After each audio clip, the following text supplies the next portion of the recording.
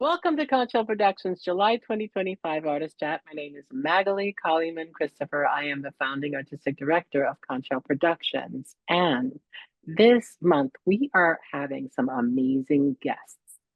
As you may know, we're going to be having a September 18th CSIFF community screening at Queens Public Library in a few months.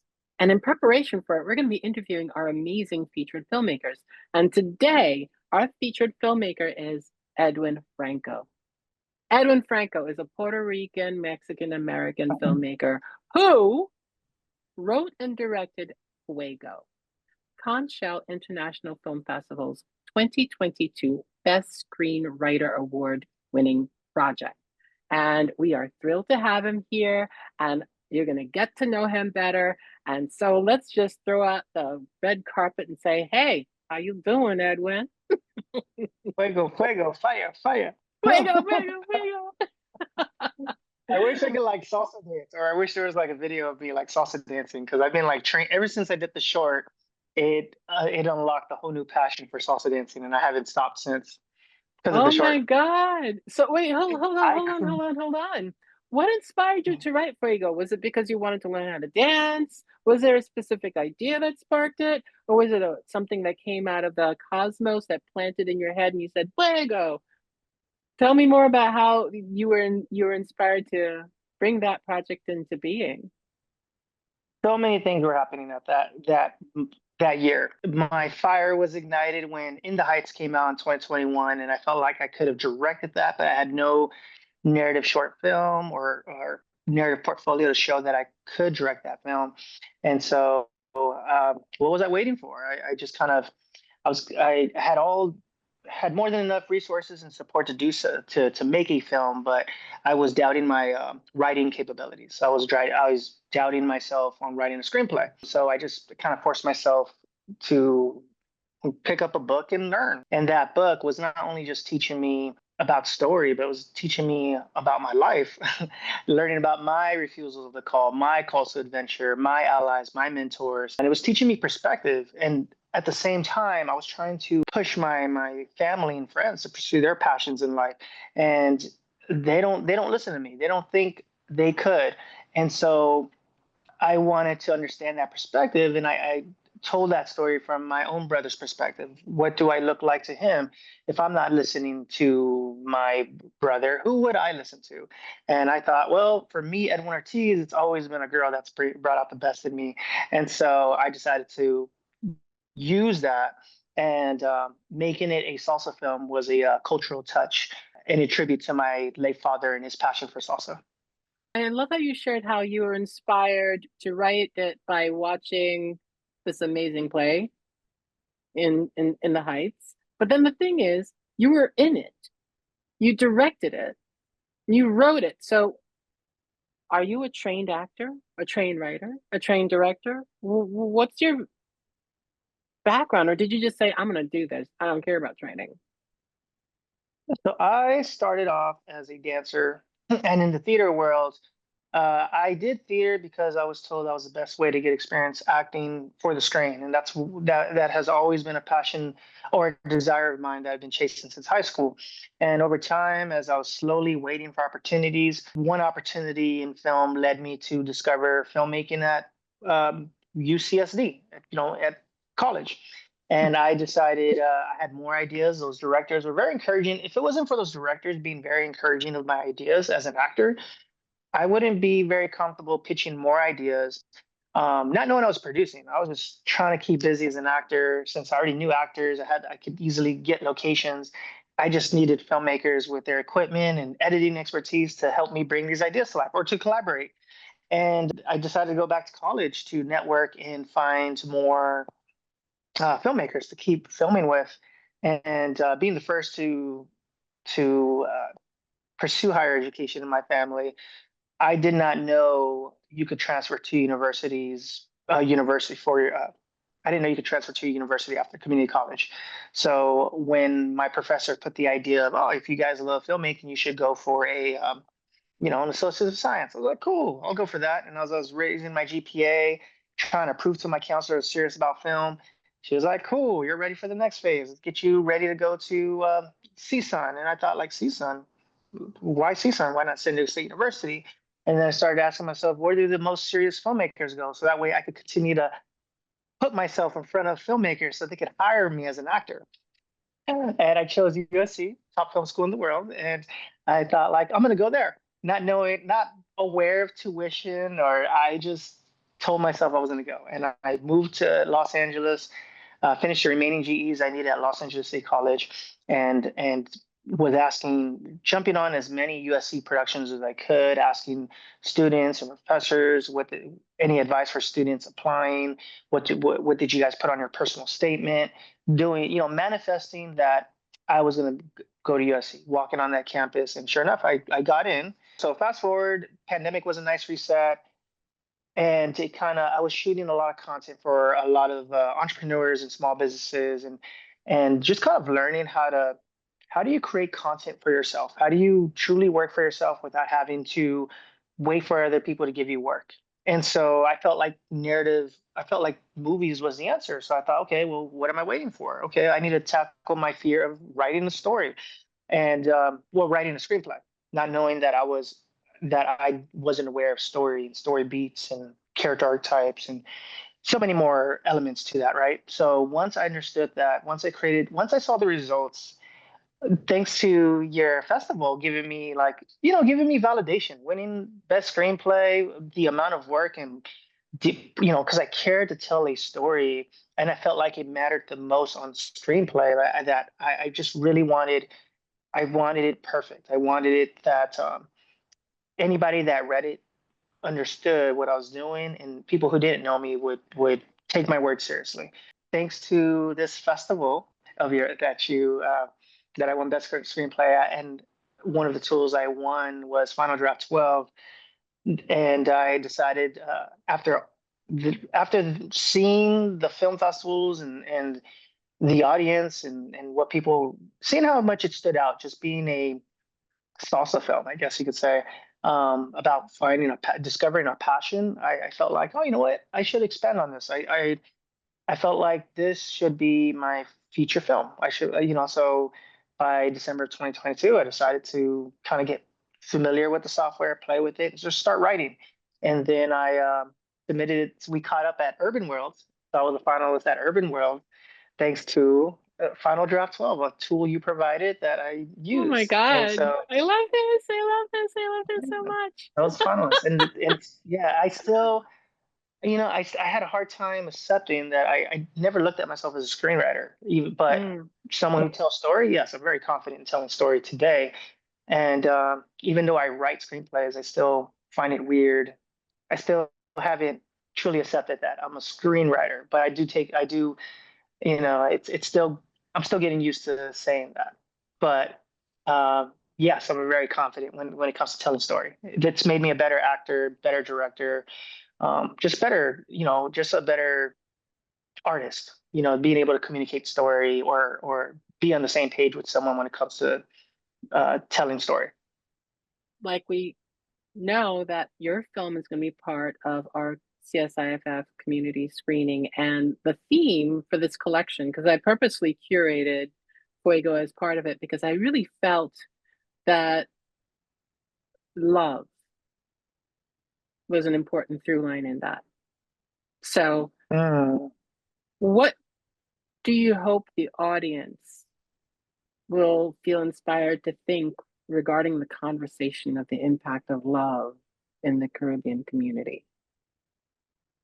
Mm. Hmm. Mm. Man, well, first thing that comes to mind is learning to love yourself for sure. Learning to not doubt yourself and love yourself and accept who you are for sure. And that's definitely the first thing that came to mind. Um, yeah, it's exactly that. Don't The things you say out loud to yourself or the things you think about yourself do have impact on you as a person. So if you're saying you can't do this, I'm I'm stupid, I'm too slow, I'm too old, like you really are damaging yourself versus if you're Mm. appreciating the journey, you're appreciating your growth, you're appreciating the small wins, the small, the small tasks that you did today. You know what? I folded my bed today. I'm happy. Oh man, I read a chapter in a book. I walked, I walked 1 block. I ran for a mile. Like, those little small wins. People need to acknowledge. That's a way of loving yourself. That's a way of growing. It's all small steps. So, for sure, just I guess that's my kind of love right there. Just learning to value yourself so the right people around you could see that value as well, the way you see yourself. Oh. I love that. Thank you. So Fuego has been at a number of film festivals, screened at a bunch of film festivals. So is there an audience reaction that stuck with you that made you go, wow, that's the power of film? Hmm. I'm making you go, I'm asking some good questions today. Um,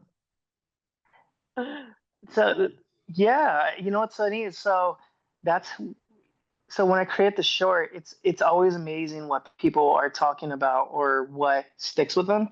And though that's the material that I keep, like, oh wow, okay, people really laugh at the awkwardness of the brothers dancing. Like, oh, okay, they like seeing me uncomfortable. They find that funny. They laugh at my character. Like, I wasn't expecting my character to be slick. Like, like I was slick in the sense of sneaky, where my character acts like he doesn't remember the girl's name, but he does. But the audience sees that and they laughed, and I felt like, oh, they like that. They like this guy is trying to be sneaky. They laugh at him, So I was like, huh, okay. Like I was expecting laughs. There's moments that I was not expecting laughs. That I was like, oh, okay, people. I got to keep this. Got to keep this. So those moments of the character just being sneaky, being in uncomfortable positions is what I noticed that the audience enjoy versus like jokes that I forced in there and I'm like, oh, nobody's laughing at that joke. Oh, okay. But you see and you learn, right? So, Yeah. but the feature that I wrote, yeah, there's dad jokes that I intended because it's all fatherly energy. So, story takes place on Father's Day. So so the way the short, when people watch the short, I expanded on I expanded on details of the short that people may not be familiar with. Like I didn't realize, so as a Puerto Rican, we celebrate Father's Day a certain way it's near an event called Dia de San Juan, which is like the first day of what's the day of Saint John the Baptist, and it's usually typically celebrating the first day of summer. There's a whole Mm. ritual, but here in San Diego, that's it's a way how Puerto Ricans gather, and it's like the best way to celebrate and share their culture. And so, growing up, I think that's how you celebrate Father's Day, as a Puerto Rican. And I realized in the short, I'm using footage from my actual father's event, one of the events he attended that I was recording for, that people aren't aware or don't know what that event is. So I made that a part of the feature film. So I made that into the story where that's kind of the opening and it's also the finale. If you were to meet a Caribbean filmmaker and they're trying to tell their story, and they want to be American and they want to tell the American story, and they meet you and they say, how do you keep on telling this your story? What keeps you going? Why don't you just give in to the pressure to tell the what I don't know what that means, but the American story? What would be your words of advice to this person? Oh, to no, be tell the story that makes you you. Tell us those are the unique stories. Like I haven't lived their experiences. I would love to learn about their culture, how that influenced them to tell the stories they want to tell. I want to learn about those stories. Make that story that makes you you. Why you? Why Yeah. does it make you think that way? What are things you care about? What are the issues of being what are the issues of you telling a story from your culture, trying to tell a story to please to an American audience. So why do you think that way? I want to know that story. How do you not feel? I mean, there's so many questions there, but that's the kind of that's what I hope to see. That's like I want to know what made you come up with the story? Why did you care to tell the story? Why what is it that what is the message you're trying to tell, but Mm. told through your lens, told through your experiences or things through your passions in films, right? But tell them through your culture. Those are the stories I love to see. Like, I don't want to see another, oh yeah, we've seen so many New York stories. We've seen so many LA stories. Like, like where are the stories that from specifically from your neighborhood, your town, your household? Those stories, no, everybody's not familiar with. Like, tell those stories, right? So Mm, I love it. I love it. So what's next? right now, so I am so that's a good plug. Fuego, I just released Fuego the feature film. There's a website for it right now. Uh, Ah, I am raising, so I'm raising for the feature film right now. okay. I'm So barely. give us your URL. Don't be shy. Put it Oh, out there. Oh yeah, www.fuegosalsafilm.com if people want to see the whole background development, where it started, what it's become, and I'm also there's a section also raising for funds, whether people are looking to donate for a tax write-off through my fiscal sponsor, or they could invest as little as 100. But full disclosure, disclaimer. Securities won't be accepted until I file with the SEC and until yeah. So Wait a minute. Are no you filing security. with the SEC? Are you joking? Are you The SEC. seriously filing? No, it's serious. The platform I'm using, when people look at it, it's called wefunder.com. So it's crowdfunding for investors.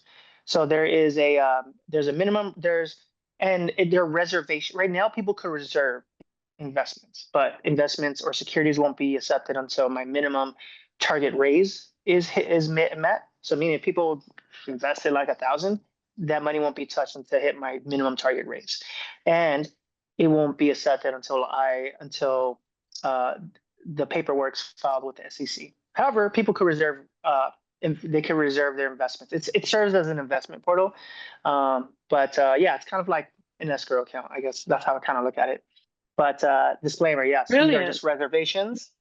Yeah, there's reservations. This isn't the actual investment, but you could reserve, and all the terms is outlined there. Your traditional waterfall film finance deal. It's a new world for me to raise the amount I'm trying to raise, but to be honest, the more I continue to fish in the right waters, the more I feel like I get closer to it, or just kind of strategize on how. Like when people, I really hope when people feel like there's an intimidating problem, they don't stop or give up. They just have to really think about how to achieve those goals, how to manifest that they're going to make it happen. But at the same time, they got to continue strategizing. They got to keep thinking, okay, this route's slow, but what else could I be doing?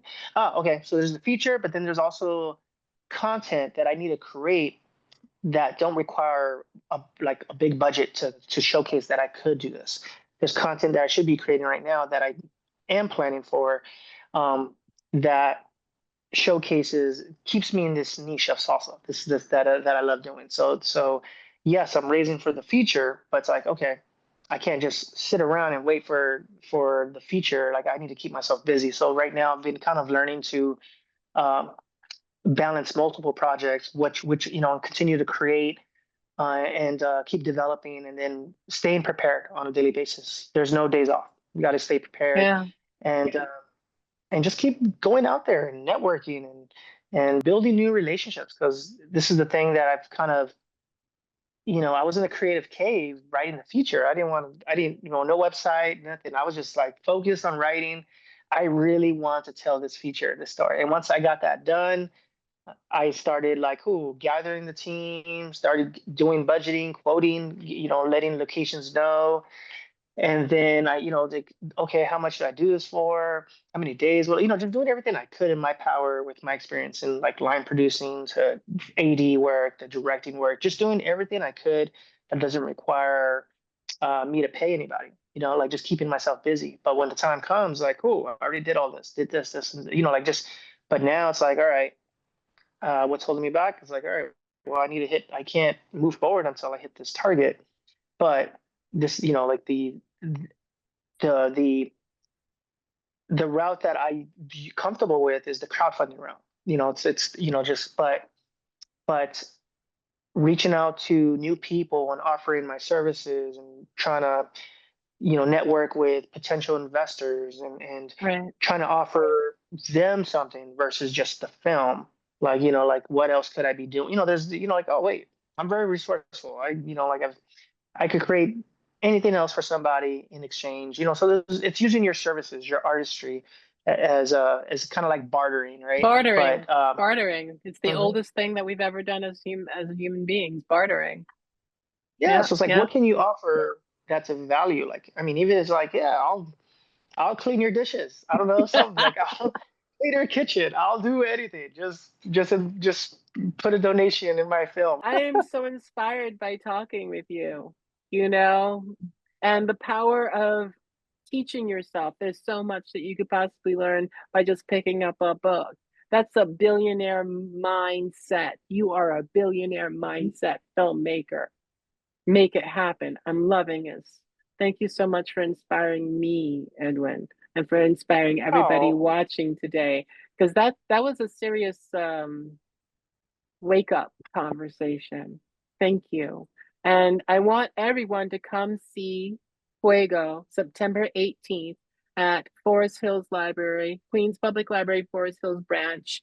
The screening starts at 5:30. See FUEGO, and we're gonna definitely be showing you the URL for the crowdfunding for Edwin's film. And Conch Production is not just stopping with screening amazing films.